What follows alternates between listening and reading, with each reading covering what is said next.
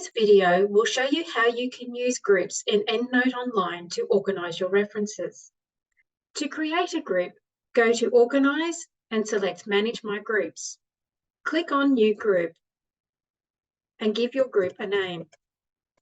Click on OK. Your group will now be added. And if you go into My References, you can see it included in the list. You can also add a group for My References.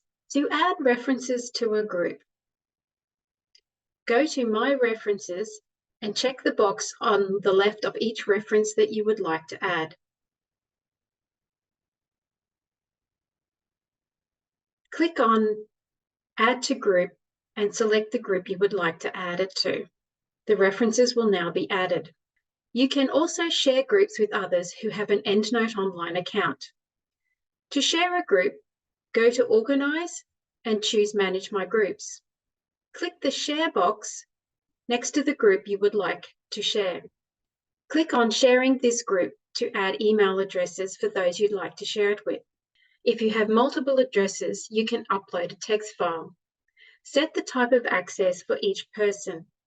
It can either be read-only or read and write. Note that attachments are not shared regardless of access type. Click Apply and then close the window. To view groups that are shared with you, you can go to Organise and click Other Groups. You can choose to select Use for Cite While You Write so that group references can be used when adding citations to a Word document.